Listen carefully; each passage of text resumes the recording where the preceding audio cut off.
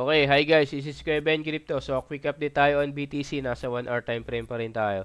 So, kagabi, yung market umabot hanggang 95.2 but still rejected pa rin siya. Tapos, nag-under ulit ng 94.4. So, ito yung sinasabi ko sa inyo sa mga video ko nung mga nakaraang araw na kapag yung market is nag-under dun sa resistance natin or binalikan yung resistance natin, pwede ulit nating gawing resistance yun.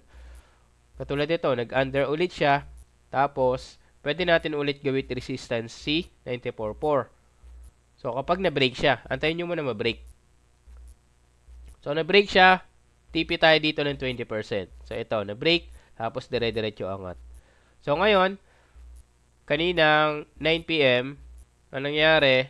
Nagkaroon ng mataas sa volume. So, from 94.6 bumaba hanggang 93K. So, na-break yung 94.4 natin, yung 93.6 na-break din, pati yung 93.9 na minor support natin na-break din.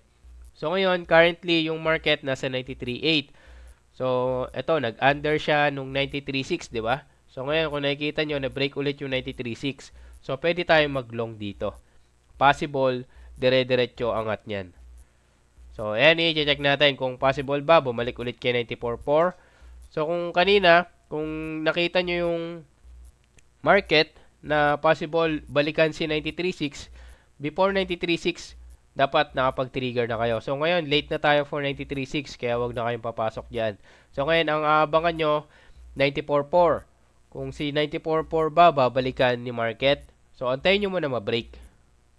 Pero kung nakita nyo mataas yung volume ng market, so pwede kayo mag-early. So ito yung sinasabi ko kahapon na kapag nakita nyo mataas yung volume, katulad nito, 94.6, di ba?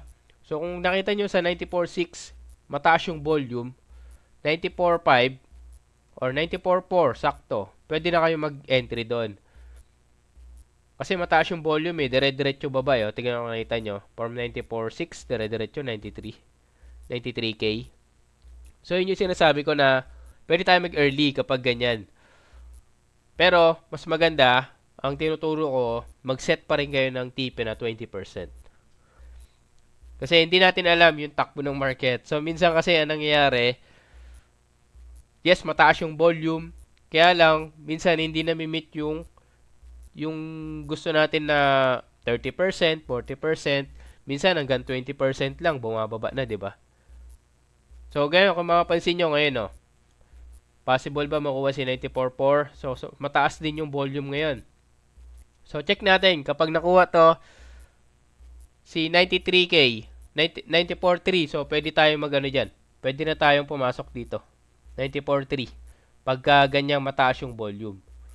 So, antayin nyo lang kung makukuha ba si 94.4. Pero, for me, possible umangat to.